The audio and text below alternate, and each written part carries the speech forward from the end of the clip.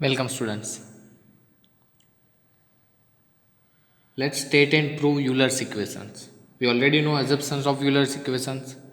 Flow is ideal, flow is incompressible, flow is steady, uniform and irrotational. Now we are going to prove Euler's equation. એટલે કે આપણે Euler's ઇક્વેશનની સાબિતી જોવાની છે. હવે ઓલરેડી તમે જોઈ ગયા છો પણ આપણે ફરીથી એકવાર સ્ટેપ બાય સ્ટેપ સમજશું જેથી તમને વધારે ખ્યાલ આવે. ઓકે, તો પહેલું જ જે સ્ટેપ હતું યુલર્સ ઇક્વેશનનું, let consider a cylindrical fluid element moves along a streamline as shown in figure. તો આપણે એક ટુકડો ધ્યાનમાં લેવાનો છે ફ્લુઇડ એલિમેન્ટ કે જે સ્ટ્રીમ લાઇનની દિશામાં ગતિ કરી રહ્યો છે ઓલરેડી. એટલે આ સ્ટ્રીમ લાઇન તમે ધ્યાનમાં લઈ લો. હવે ટુકડામાં જે બળો લાગે છે ફ્લુઇડ પાર્ટિકલ્સના એ બળો ધ્યાનમાં લેવાના છે. પહેલાં તો આપણે જે ફ્લુઇડ પાર્ટિકલનો ટુકડો ધ્યાનમાં લીધો છે એ ટુકડાને વાત કરીએ તો અહીં આગળ ધારો કે એનો એરિયા ડેલ એ છે. આ જે ટુકડો છે એકચ્યુઅલી આ રીતનો છે સિલિન્ડ્રિકલ, જેનો આ એરિયા છે કેટલો છે ડેલ એ આપણે ધ્યાનમાં લઈએ અને આ લંબાઈ છે ડેલ એસ. ઓકે, તો આ ડેલ એસ થઈ જશે અને આ ડેલ એ થશે. આ જે ભાગ છે ક્રોસ સેક્શન, બરાબર છે. હવે ધારો કે આ જે એંગલ છે એ થીટા છે, બરાબર છે. હવે ધ્યાનમાં લઈએ ચલો. હવે એક ફ્લુઇડ પાર્ટિકલ છે જે ગતિમાં છે, મતલબ ફ્લુઇડ ડાયનેમિક્સ, મતલબ આપણે ગતિમાન ફ્લુઇડની સ્ટડી કરવાની છે, મતલબ ફ્લુઇડ પાર્ટિકલ્સ છે ગતિમાં છે. હવે કોઈપણ વસ્તુ ગતિમાં ક્યારે હોય? જ્યારે લાગતા દબાણ વચ્ચે તફાવત હોય, એના પર લાગતા દબાણ વચ્ચે તફાવત હોય. જો અહીંયા સરખું બળ લાગતું અહીંયા સરખું બળ લાગતું હશે તો ફ્લુઇડ પાર્ટિકલ સ્થિર થઈ જશે, પણ અહીંયા અને અહીંયા અલગ બળ લાગતું હશે તો સ્થિર નહીં થાય. આપણે ફ્લુઇડ પાર્ટિકલ ધ્યાનમાં લીધો છે જેનું આપણે ડેલ એ જેટલું એરિયા છે અને ડેલ એ જેટલી લંબાઈ છે. હવે એના પર આ સાઈડથી ધારો કે પી દબાણ છે. કેટલું? પી દબાણ. દબાણ કેટલું છે? પી. હવે દબાણ પી છે તો એનો ફોર્સ કેટલો થશે? પી ઇન્ટુ ડેલ એ. કેમ? કારણ કે આપણને ખબર છે કે પી બરાબર એફ બાય એ, તો એફ બરાબર પી ઇન્ટુ એ, તો એના પછી પી ઇન્ટુ ડેલ્ટા એ. હવે અહીં ધ્યાન આપો કે આ જે ટુકડો છે એ આપણે પ્રવાહ છે એ યુનિફોર્મ ધ્યાનમાં લઈએ છીએ, મતલબ આ જે ડિસ્ટન્સ સાથે એમાં પ્રેશરમાં થોડો વધારો થાય છે. કેટલો થાય છે અને કઈ દિશામાં? ધારો કે અહીં લાગતું દબાણ આ બાજુ દિશામાં આપણે ફાઇન્ડ કરવું છે, તો એ દબાણ જે છે એ P plus DP by DS into del S, એટલે કે આ લંબાઈના અનુસંધાનમાં આ જે દબાણમાં થતા વધારાનો દર છે, આ જે ડીપી બાય ડીએસ છે ને એ દબાણમાં થતા વધારાનો દર છે. હવે આપણે યુનિફોર્મ ધ્યાનમાં લીધો છે એટલે એ જ રીતે આવશે. એટલે અહીંયા દબાણ આટલું લાગે છે તો એના પર લાગતું બળ કેટલું થશે? Into del A. P plus DP by DS into del S into del A, એટલે આખો પ્રેશર આવી ગયો, એટલે બે દબાણ આવી ગયા, બે બળ આવી ગયા. ફરીથી એકવાર અહીંયા આગળ આપણે કેમ વધારે લઈએ છીએ? કારણ કે આપણે ફ્લુઇડ જે ગતિ કરે છે એમાં દબાણમાં ફેરફાર થાય છે. ધારો કે દબાણમાં થતો ફેરફાર આપણે યુનિફોર્મ લીધો છે એટલા માટે DP by DS into del S, એટલે કે લંબાઈના અનુસંધાનમાં ફેરફારનો દર આપણે બતાવી દીધો છે. ઓકે, હવે ધારો કે આ જે ટુકડો છે એની જે આ હાઈટ તમે ધ્યાનમાં લેશો, ધારો કે અહીંયાથી ધ્યાનમાં લઈએ આપણે, એ ધારો કે ડી ઝેડ છે. કેટલી છે? D Z. એ આગળ જોઈશું ક્યારે જરૂર પડશે. હવે ફ્લુઇડ પાર્ટિકલમાં બે બળો, એક તો આ બાજુથી લાગતું બળ, એક આ બાજુથી લાગતું બળ, અને બીજું એક એનું વજન બળ, જે શું આવશે? ડબલ્યુ બરાબર માજી. એમનું ખબર છે રો ઇન્ટુ વી ઇન્ટુ જી. રો એટલે ખબર હોવી જોઈએ તમને, રો એટલે ડેન્સિટી, વી એટલે વોલ્યુમ, વોલ્યુમ એટલે આનું જુઓ વોલ્યુમ, તો ડેલ્ટા એ ઇન્ટુ ડેલ એસ, જે ઓલરેડી તમે ભણી ગયા છો, ઇન્ટુ જી. ઓકે, એટલે કે fluid element of cross section area del A and length del A separate out from stream tube. એક સ્ટ્રીમમાંથી અલગ બતાવેલું છે, આપણે સાબિત કરવાનું છે એટલા માટે, ફ્રોમ ધ મૂવિંગ ફ્લુઇડ. હવે આપણે કન્સિડર કરેલું છે ફ્લો સ્ટેડી છે અને આઈડિયલ છે, બરાબર છે. Force acting on the fluid element are, બરાબર છે. તો હવે જોઈએ કે total force acting, the force is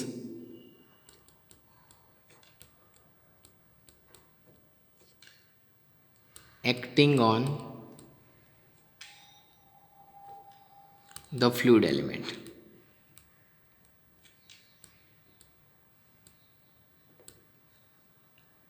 આના પર લાગતા બળો તો જોઈ લઈએ. ચલો બળ, એક તો આ બળ, આ પ્રેશરના લીધે આ બળ લાગતું હતું એ, એક આ બળ છે બીજું, અને ત્રીજું આ. ત્રણે બળ બતાવવાનું છે. પહેલાં નામ આપી દઈએ આપણે, pressure force on up, pressure force on upstream side. બરાબર છે, એટલે અપસ્ટ્રીમમાં ઉપર જતી ડાયરેક્શનમાં. તો એને આપણે પ્લસ લઈએ ધારો કે, તો એ જે પ્રેશર ફોર્સ છે કેટલું આવે છે આપણે જોયું એમ કે P ઇન્ટુ ડેલ એ. બીજું ફોર્સ ધ્યાનમાં લઈએ, જે કેવું છે ડાઉનસ્ટ્રીમ બાજુ છે, કેવું છે ડાઉનસ્ટ્રીમ બાજુ, પ્રેશર ફોર્સ ઓન ડાઉનસ્ટ્રીમ ધ્યાનમાં લો તમે.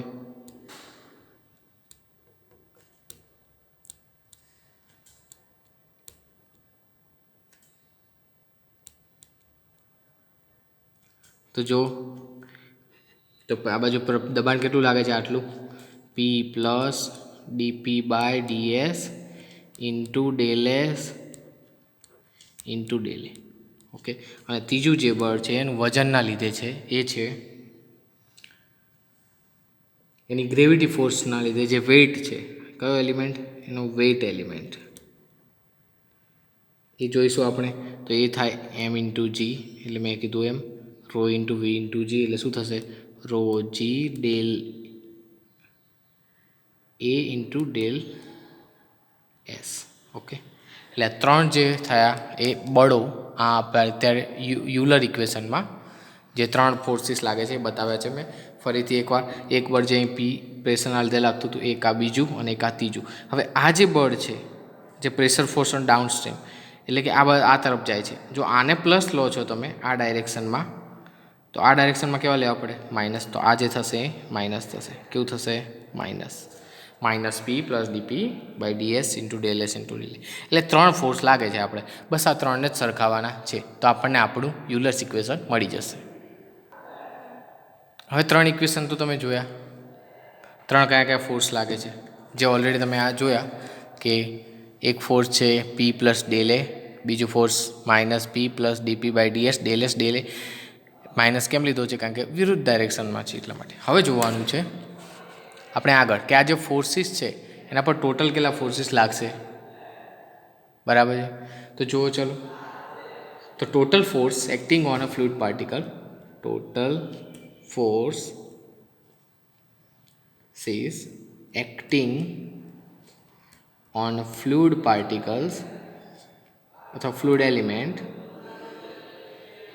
તો ત્રણ ફોર્સ હતા, સિગ્મા એફ એસ આપણે ધ્યાનમાં લઈએ તો પી ઇન્ટુ ડેલ એ એક. તો પછી બીજું ફોર્સ હતું જે માઇનસ હતું, એટલે માઇનસ સિમ્બોલની પહેલાં જ બતાવી દઉં છું, P plus DP by DS into del S into del A. Plus ત્રીજું જે હતું એ પ્લસ હતું કે માઇનસ હતું, એ આપણે પ્લસ લઈશું. તો પ્લસ લેવું, તમારે જે ડાયરેક્શન ફિક્સ કરી લેવાની, ઉપર જતી પ્લસ લેવી છે, નીચે જતી માઇનસ લેવી છે. બરાબર છે, પણ હવે એક ધ્યાનમાં લઈએ, આપણને જે અહીં બતાવે છે આજે ડબલ્યુ બરાબરમાં જે, એટલે કે રોજી એ ફોર્મ્યુલા છે, એ આ દિશામાં લાગે છે. કઈ દિશામાં? આ દિશામાં. હવે જો એને આપણે આ જ લંબાઈમાં આપણે સ્ટ્રીમલાઇનને અનુસંધાનમાં જ વાત કરવાની છે, તો એનો એ ઘટક લઈ લઈએ થીટાવાળો. કેવો? થીટાવાળો. તો આ જે ઘટક છે એ છે રો જી ડેલે ડેલ એસ ઇન્ટુ જી. ઓકે, રો જી ડેલ એ ઇન્ટુ ડેલ એસ. ઓકે, એનો જે ઘટક પાસેનો થવાનો માટે એ શું થવાનું? Row G del A del S G L. જી તો આવી ગયો છે એટલે કોસ થીટા, પાસેની બાજુ એટલે કોસ થીટા. હવે અહીંયા જો આ ત્રિકોણ ધ્યાનમાં લો. ચલો, આ જે છે ડીઝેડ છે, આ છે થીટા છે. તો આ કર્ણ બરાબર શું થશે? તો આપણને ખબર છે કોસ થીટા બરાબર પાસેની બાજુ અપન કર્ણ, એટલે આ જે આપણે શોધવાનું છે. તો એ બરાબર શું થશે? એટલે ધારો કે આ જે લંબાઈ છે આપણે ડીએસ ધ્યાનમાં લઈએ, તો ડીએસ ડીઝેડ બાય ડીએસ માટે ડીઝેડ બરાબર શું થશે? DS cos theta. એ જ આ વેલ્યુ છે ડીએસ કોસ થીટા, એની જગ્યાએ તમે ડીઝેડ મૂકી દો તો આપણું જે ઇક્વેશન છે આ જ ડાયરેક્શનમાં થશે. કઈ ડાયરેક્શનમાં? આ ડાયરેક્શનમાં. જે એટલે માઇનસ થવાનું. એટલે એ જે ફોર્મ્યુલા છે, ફરીથી એકવાર આપણે જે અહીં લખીએ છીએ કે minus rho minus rho G DA DS cos theta. Okay, actually આવું હતું, ડીએસ કોસ થીટા. માઇનસ એ માઇનસ સિમ્બોલ છે, યાદ રાખજો. ઓકે, પણ અહીંયા આગળ આપણે પી ડી લે minus P plus DP by DS del S del A minus જે ડીએસ કોસ થીટા છે એની જગ્યાએ ડીઝેડ લખી નાખવાના છે, rho G DA DZ. Okay, પણ આપણે હવે જાણીએ છીએ કે Newton's according to Newton's second law, F બરાબર એમ એ.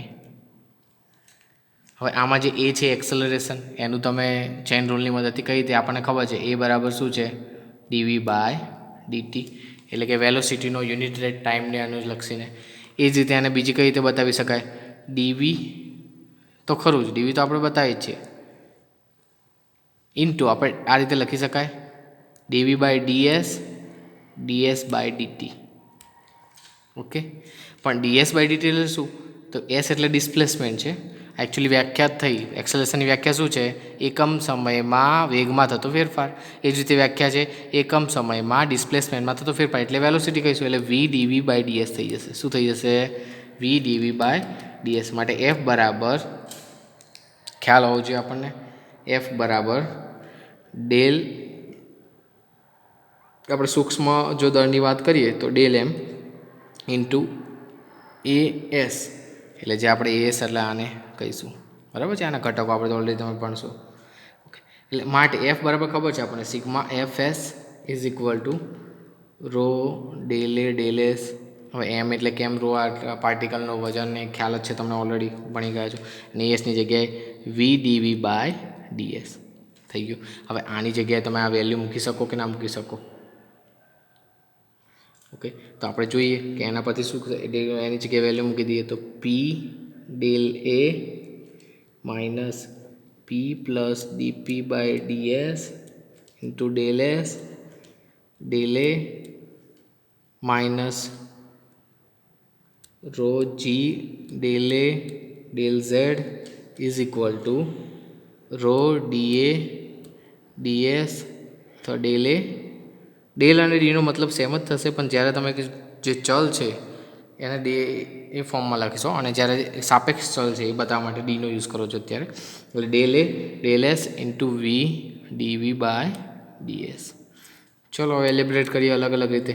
તો પી ડેલ એ માઇનસ આ જે પી છે એની જોડે મલ્ટીપ્લાય થશે, માઇનસ પી ડેલ એ, હવે minus DP by DS del S into del A તો આવી જ ગયો, એ તો ખ્યાલ આવી ગયો, ડીએ ઇન્ટુ ડેલ એસ, બરાબર છે. હવે આ માઇનસનું માઇનસ રહેવાનું, એ તો rho G del A del Z, આ ડેલ ઝેડ કઈ આવે મેં તમને કીધું આગળ જ, ડેલ ઝેડ ડીએસ કોસ થીટાની જગ્યાએ આવ્યા છે, બરાબર rho del A del S V dv by ds. માટે આપણે બતાવી શકીએ કે જે ઇક્વેશનમાં આ પી ડીએ જતા રહેશે, આ ડીએસ ડીએસ હવે અહીં જો ધ્યાન આપજો કે આ જે ચલ છે આની સાપેક્ષ છે, એટલે ડીએસ ડીએસ ઉડાડે છે, કારણ કે આપણે પ્રવાહ છે એ યુનિફોર્મ અને સ્ટેડી ધારેલો છે. માટે અહીંયા આવશે minus DP into del A minus rho G del A del Z, del ઝેડને તમે ડી ઝેડ બી લખી શકો છો, કોઈ છે નહીં, ડિફરન્સ લખવાની વાત આવે ત્યારે, is equal to rho del A del S V dv by ds. હવે ટર્મ કયું ઉડી જશે, ત્રણેયમાં રો તો છે જ ના, ડેલ એ ત્રણેયમાં છે તો જઈ શકે, ઉડાડવું હોય તો ડાયરેક્ટ ઉડી શકે, હા તો ઉડાડી દો, બરાબર છે. એટલે ખ્યાલ આવે, rho del S rho into del S V dv by ds. હવે જોવાનું છે કે આપણે આગળ શું ટર્મ લખીશું, તો જુઓ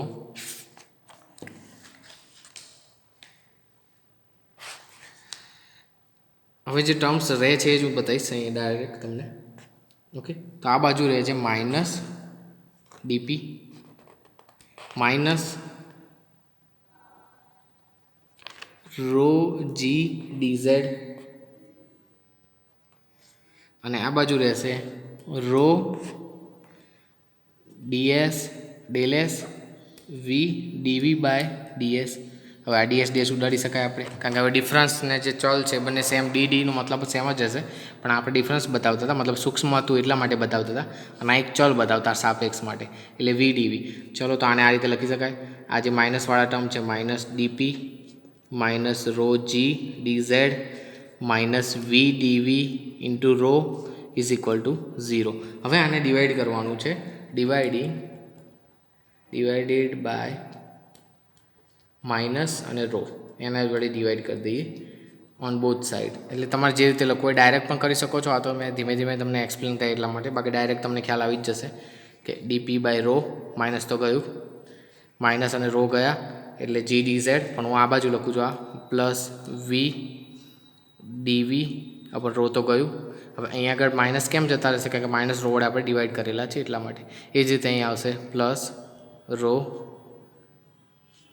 તો ગયો છો, તો ડાયરેક્ટ ડીઝેડ અને જી ઇઝ ઇક્વલ ટુ 0. ખ્યાલ આવ્યો? હવે ડીઝેડ ઇન્ટુ જી રહ્યા છે, એટલે માટે આજે ઇક્વેશન આવ્યું DP by rho plus G DZ plus V DV is equal to 0. આજે ઇક્વેશન આપણે કહીએ છીએ Euler's equation of motion, fluid motion, જે ફ્લુઇડની ગતિ છે, યુલર્સ ઇક્વેશન ઓફ મોશન. હવે આની પહેલાંના લેક્ચરમાં બી મેં સાદુરૂપ તમને સારી રીતે શીખવાડેલું, જોઈ લેજો ખાસ કઈ રીતે હતું, પણ આ તો મેં એક્સપ્લેન ફરીથી કરવા માટે તમને વધારે ખ્યાલ આવે, વધારે સારી રીતે માહિતી મળે એટલા માટે આ ફરીથી તમને આ રીતે બતાવ્યું, જેથી તમને ખ્યાલ આવે કે કઈ રીતે કયું ટર્મ્સ કઈ રીતે આવે, એટલે ક્યાં ક્યાં જે કરેક્શન છે પહેલાંમાંથી સોલ્વ કરી શકો તમે.